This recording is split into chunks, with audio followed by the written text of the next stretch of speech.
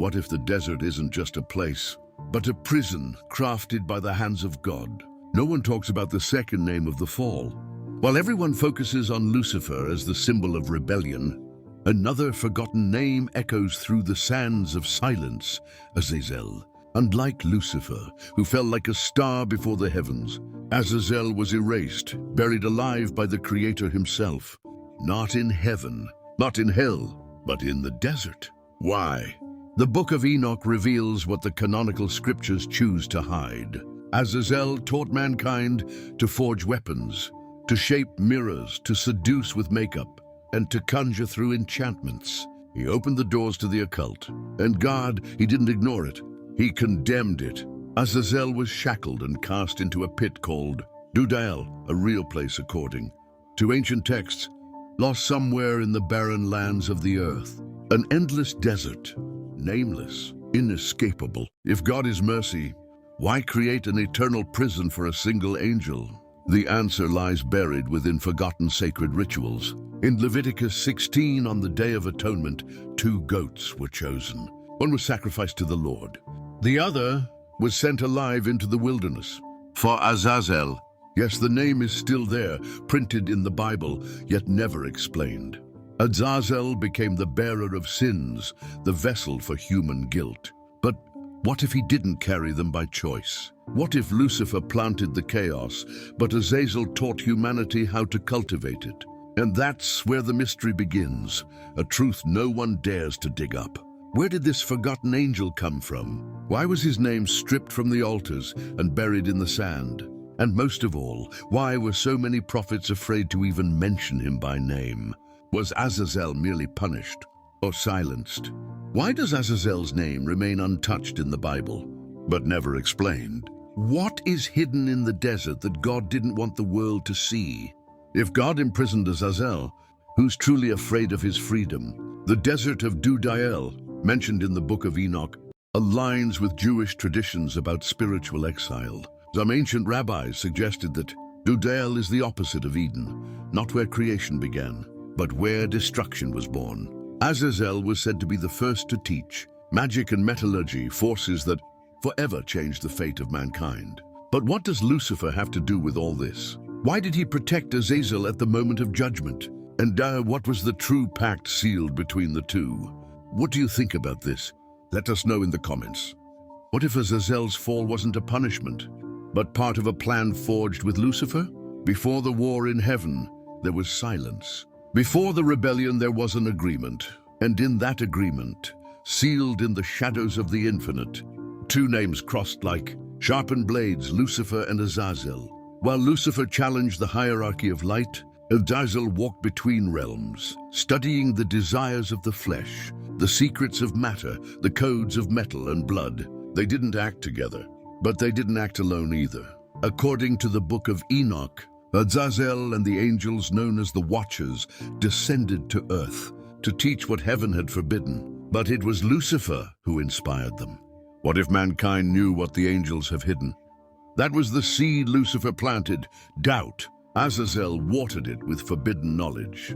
Iron swords, bronze bracelets, spells carved in stone, mirrors that awakened vanity, potions that stirred desire. Sacred knowledge was handed to creatures hungry for power. God did not forgive them, but Azazel's punishment was different. Lucifer was cast down from heaven. Azazel was buried in the deserts. Why? Hebrew tradition says the fallen angels fathered giants, the Nephilim, but it was Azazel who trained them, who shaped them for war. The desert wasn't just his prison.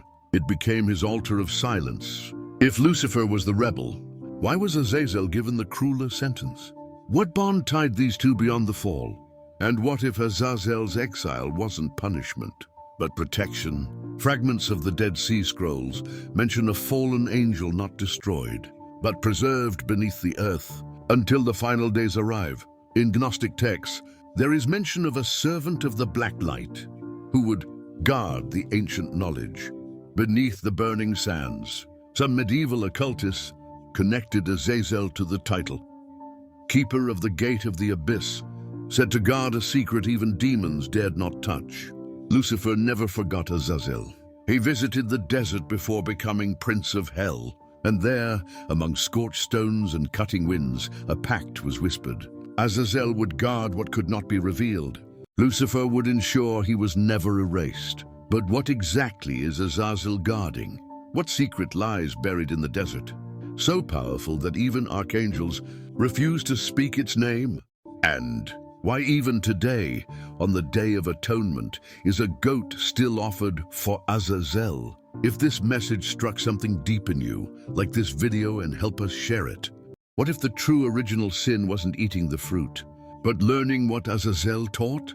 While men were still raising altars, Azazel was teaching them how to forge them. Before the first temple was ever consecrated, he had already shown how to raise pillars of stone, inscribe forbidden seals, and invoke names that should never be spoken. The Book of Enoch doesn't hesitate.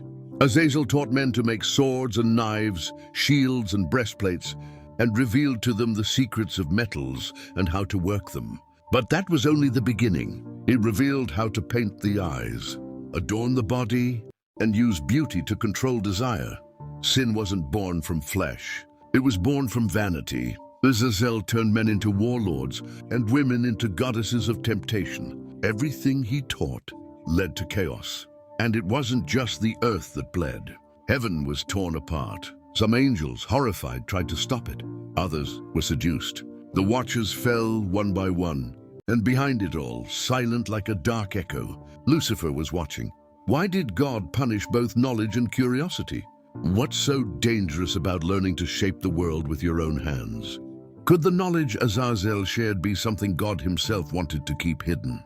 In Zoroastrian tradition, there's a similar figure to Azazel, Azid-Dahaka, a being chained in a distant place for corrupting mankind with knowledge from beyond. In certain medieval grimoires, Azazel is named as the angel who knew the language of the stars and the secret of iron, laying the foundation for alchemy and astrology. But why teach such things to humans? So fragile. Some interpretations suggest Azazel didn't seek to corrupt. He sought to liberate. What if his punishment didn't come for destroying, but for awakening? The pact with Lucifer wasn't a declaration of war. It was a transmission of knowledge. While Lucifer confronted the throne, Azazel infiltrated creation. The knowledge Azazel brought was like a mirror. It reflected truth. And truth always demands a price. But the archangels did not remain still. Michael descended. Raphael brought chains. Gabriel watched in silence. Azazel was captured, bound, and cast into Dudael. But what the apocryphal texts don't tell is what he said just before he was imprisoned. Azazel's final words, a prophecy that has yet to be fulfilled. Subscribe. What comes next is even darker. What if the archangels didn't come down to judge, but to silence what Azazel was about to reveal? The rebellion had already begun. Lucifer was marching toward the throne, leading a third of heaven's host. But in silence, far from the war above, another judgment was unfolding on earth. Azazel had gone too far. Humanity was armed. Women had become enchantresses. Giants roamed the mountains. Magic whispered on mortal tongues. Then came the decree. Bind him, silence him, bury him. The archangels did not question it. Michael, the commander of the sword. Raphael, the healer and executioner. Uriel, the guardian of the abyss. They descended with chains of black light, seals forged with the names of God, and marks etched into the fabric of time. And they found Azazel waiting. He didn't run. He didn't resist. Because before being buried, he had something to say. You bury me now, but what I've planted will bloom when the throne falls. That phrase, found in lost fragments of the Ethiopian Book of Enoch, was removed from most later versions. Why? Because it suggested that the fall of the divine throne had already begun. And Azazel knew it. Azazel's chains weren't made of celestial iron alone. They were sealed with the Shem, Hemephorash, the ineffable name of God, divided into 72 syllables, whispered by angels. It was Uriel who cast him into Dudael, described like this: a dry place, dark, filled with sharp stones, an endless abyss. And there, Azazel was thrown, covered with stones and eternal darkness. But there's a problem. The book of Enoch says that this prison will be opened again in the end times. Why did the archangels fear what Azazel knew? What does "when the throne falls" even mean? If the throne is eternal, was Azazel imprisoned to keep him silent, or to hide what he left behind? Some ancient Kabbalists believe the seal used to contain Azazel is the same one described in Revelation 20, the seal placed on the angel of the abyss. In Gnostic versions of the myth, Azazel is called the first guardian of lost knowledge, the one who protects secrets that even Lucifer dares not touch. The pact between Lucifer and Azazel begins to look like something far greater. It wasn't just an alliance, it was a strategy. While Lucifer faced God, Azazel was hiding something in the desert, and maybe he was never truly imprisoned. The prison might be just the first layer of the deception, but what was buried with Azazel? And who among mankind heard his final prophecy and chose to protect it? Share this with someone who needs to see what's been hidden. What if every sacrifice to Azazel was actually a reminder that he's still alive? Azazel was buried, but his disciples remained. The sons of the Watchers, the Nephilim, didn't vanish like they want you to believe. They went into hiding. They blended among men. They carried the blood of angels, and with it, Azazel's hidden legacy. According to the book of Enoch, the children of the fallen angels corrupted the earth. But the oldest records, whispered in forbidden traditions, tell something even more disturbing. Some of them survived the flood and carved into stone. The oath of the desert. These lost fragments speak of a wandering people marked by guilt and secrecy. They knew of Azazel's imprisonment, and they kept his word alive. Leviticus 16. On the Day of Atonement, 2 goats are chosen. One is sacrificed to God, but the other is sent into the wilderness for Azazel. That second goat, the scapegoat, carries the sins of the people. But what if it's not just symbolic? What if, with every generation, a portion of humanity's corruption is being returned to its hidden master? Not as punishment, but as an offering. Why does Azazel's name remain in the ritual to this day? If he's imprisoned, why feed him the sins of the world? What if the ritual isn't meant to contain him, but to keep a connection alive? In 2nd century apocryphal Jewish texts, there's mention of a nomadic sect called the Sons of the Wasteland, who performed secret rituals in the desert, chanting the names of the Watchers and pouring blood upon black stones. In Essene scrolls from the Dead Sea, there's reference to a spirit that remains among the sands, sealed until the final cycle and still listening. These writings directly link the scapegoat ritual to the resurrection of the ancient prisoner. Lucifer fell, but Azazel never left the earth. While hell was made for the rebels, the desert was created to hide something far worse: living knowledge, corruption as a tool, the power to reshape reality.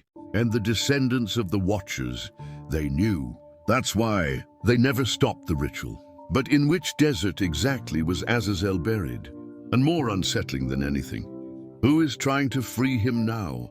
Have you ever wondered about this? Share your thoughts in the comments. What if the desert where Azazel was buried is the same place where his name can still be heard today? The book of Enoch is clear.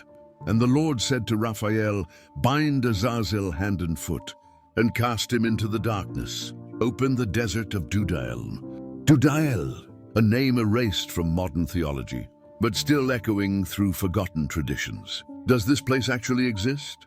For centuries, mystical rabbis, Gnostic seekers, and banned archaeologists have searched for it. And some believe they found it. Ancient Ethiopian maps and Jewish texts point to a location between the deserts of the Sinai and Negev, where stories speak of razor-sharp rock formations, deep caves, and regions where animals refuse to enter.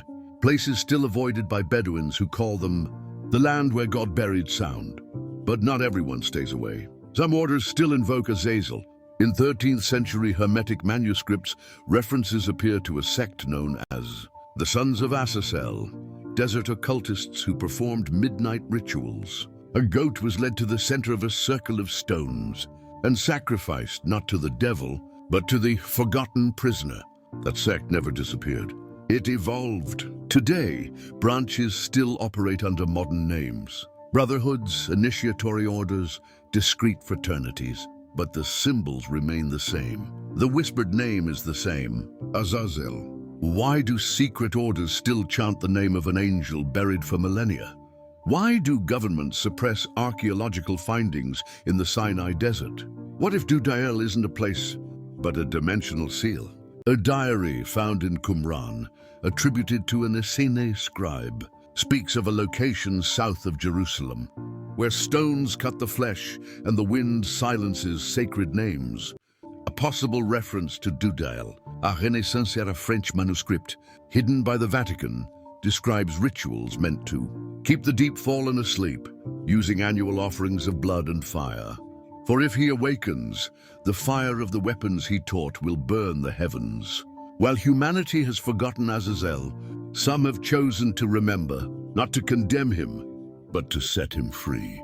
Chains of light don't rust, but seals can be broken. And the deserts, so dismissed by the modern world, are far more active than we imagine. But why has Lucifer never tried to rescue him? Or perhaps the true plan of liberation has already begun, and no one has noticed. Like this, if any part of it made you uncomfortable.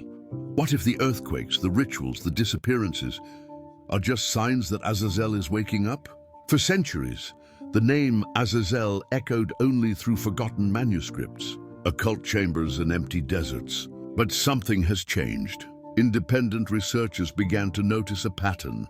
Over the last 70 years, strange phenomena have started to concentrate along an almost invisible axis between Sinai, the Dead Sea, and southern Iran. Unexplained earthquakes, magnetic anomalies, radio signals intercepted and instantly silenced. And more disturbing, shadowy figures spotted walking the desert, where no footprints were ever found. In 1972, during an unofficial Israeli excavation in the Paran Desert, a stone seal was discovered, engraved with symbols, unrecognized by any known language. 3 weeks later, the site was shut down, and the artifact vanished. Leaked documents suggest the symbol matched descriptions found in grimoires. The seal of Azazel's mouth, a mystical sigil, created to prevent the prisoner from speaking into the spiritual realm. But now the seal was cracked. In 1999, occultists from 3 separate orders, in London, Damascus, and Turin, reported the same vision on the same night. An angel with eyes burning like embers, wrapped in black chains, whispering human names. In 2016, an ancient text was recovered from a secret library in the Caucasus with the phrase, "When the bells fall and blood returns to the sand, the guardian will rise with ancient knowledge." These signs began to align with the dates of Yom Kippur, the very day the goat for Azazel was once sent into the wilderness. What if the seals that held Azazel weren't eternal?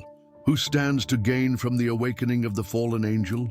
Does Lucifer protect him or fear him? Lucifer and Azazel never broke their pact. While one challenged the heavens openly, the other waited in silence, in darkness, for the right moment. But he's no longer waiting. The signs are multiplying. The names are returning. The orders are moving. And the powers are staying quiet. No word from the Vatican. No word from Israel. No comment from esoteric institutions. Because they all know. They know the complete breaking of the seals cannot be stopped. But what happens when Azazel speaks again? What he holds inside isn't just knowledge. It's a code, a map, a secret capable of destroying what we call divine. Subscribe. The truth doesn't stop here. What if the real apocalypse isn't destruction, but the revelation of the code buried with Azazel? When the archangels buried Azazel, they didn't just entomb a being. They buried a code, a set of symbols, formulas, and celestial and earthly patterns that, if understood, would give mankind something he was never meant to possess. Control over divine forces. The Book of Enoch hints at it. Azazel taught the secrets of creation and the art of transforming the visible and the invisible. But it didn't end in the past. Multiple civilizations tried to access this code, and every one of them was wiped out. Civilizations that pursued the code. 1. Sumerians, In the oldest texts known to humanity, there are mentions of shining beings who taught the arts of war, astrology, and sacred metallurgy. They called them the Anunnaki, but in some tablets, a name appears that doesn't match the others: Azazel, Tadu Atlantis. Occult sources claim the Atlanteans crossed the threshold of the spiritual world by trying to replicate the inverted seal, a supposed fragment of Azazel's code. The result? They sank to ancient Egypt. Hermetic papyri mention a dark guardian of the West who knew the forbidden names of the gods and the symbols to manipulate the dead. Some initiates believed it was a ciphered identity of Azazel. It's not a book, not a key. It's a language that deconstructs reality, symbols that reorganize matter. Sounds that alter consciousness. Astrological codes that convert time into will. It's spiritual alchemy. It's divine war written as formula. And some believe it's inscribed in stone bones, hidden in sacred deserts. What if everything we call progress is just an echo of Azazel's code? Why did so many civilizations collapse? Right after reaching spiritual and technological peaks, are we closer to unlocking the code than we think? Hermetic fragments refer to Azazel as the sleeping language, suggesting that his imprisoned body is, in truth, a living riddle. A lost Gnostic gospel once said, "In the time of the end, the sons of man will speak words that move air and fire. Without knowing, they echo the voice of the bound guardian." Lucifer didn't just want rebellion. He wanted total liberation from divine control, and Azazel held the formulas. That's why he was buried, not for violence, but because he knew too much. And now, that knowledge is returning. But what if the code isn't just meant to be read, but activated? Whoever gains access could rewrite reality itself. But at what cost? Tag someone bold enough to watch this to the end. What if the signs of the end aren't trumpets, but fractures in reality triggered by Azazel? They didn't realize what they had done. As they dug through deserts, translated forgotten fragments, and repeated ancient names, something began to stir, subtle at first. Isolated reports, magnetic disturbances in specific points across the earth, people dreaming in languages they didn't know. But this wasn't coincidence. It was the echo of Azazel's code, reactivating. And all signs point to this not being an accident. The distortions began. 1 Jerusalem 2019. Recordings captured underground sounds described as metal tearing through stone, accompanied by unexplained electrical surges. 2 Sinai Desert 2021. Researchers reported sudden weather shifts, erratic compasses, and shared visions of a hooded figure standing among black stones. 3 Rome 2023. An ancient codex vanished from the Vatican Library. It bore a symbol identical to Azazel's broken seal. Days later, a clandestine ritual was interrupted nearby. A goat with no eyes was found at the center of the circle. The code isn't just being read, it's being repeated. Ancient mantras, symbols tattooed on skin, rhythms and tones matching inverted celestial formulas. The world is, little by little, resonating with the language of Azazel. And what about Lucifer? He watches, but not with indifference.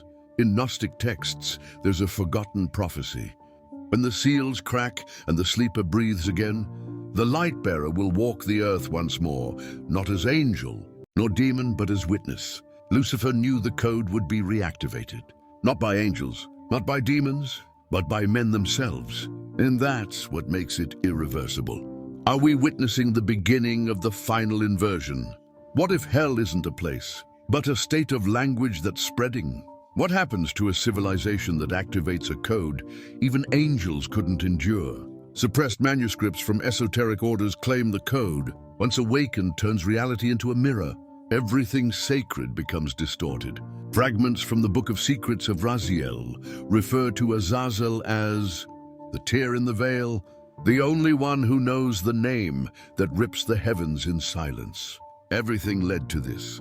The prison, the pact with Lucifer, the rituals in the desert, the orders that never stopped, the symbols repeating through time, the civilizations destroyed for going too far. Now we're doing it all over again, but this time without control. without awareness, and maybe without return. Because what's about to happen is no longer a revelation. It's a reunion, Lucifer and Azazel. Again, at the center of everything. If this disturbed you, that was the point. Drop a comment below. What if everything we call the fall was actually a planned liberation? Everything leads to this moment. Heaven is silent, hell is watching, and earth beats differently because something forgotten for millennia is now awake. The code wasn't just read, it was completed. Not in cathedrals, not in scriptures, but through human actions, through symbols, desires, and unconscious repetition. Azazel wasn't freed by force, he was summoned. Lucifer never stopped watching. He waited for the world to forget the old symbols, so they could return disguised as something new. He waited for the seals to weaken, not by violence, but by spiritual ignorance. And when the moment was right, he returned to the desert. But this time, he wasn't alone. The two met again, not with words, but in silence. Because what Azazel guarded wasn't just a code, it was a memory. Creation wasn't a divine act of perfection, it was an experiment. And they, Lucifer and Azazel, knew it from the beginning. They didn't rebel out of pride. They didn't fall out of vanity. They disobeyed out of awareness. Lucifer saw the throne as a prison. Azazel saw knowledge as a weapon. Together, they hid the truth until humanity was either ready or mad enough to find it. But what if God knew? What if God allowed Azazel's imprisonment and Lucifer's fall as part of a cycle that needed to repeat? Until creation finally accepted its imperfection. Maybe hell was never punishment. Maybe the desert was never a prison. Maybe it was all part of the true, forgotten Eden. Who created the code? And who programmed the flaw? If Lucifer and Azazel were right, then who's truly wrong? And what if the apocalypse is really the remembrance of what we were before we were shaped? They didn't come to destroy. They came to reveal, to show that the seals, the dogmas, the myths were golden shackles. And now they're broken. What comes next won't be heaven or hell. It will be raw truth and unbearable. Because if they were right, then we've been deceived since the beginning. And what if this is all real? Share your truth below.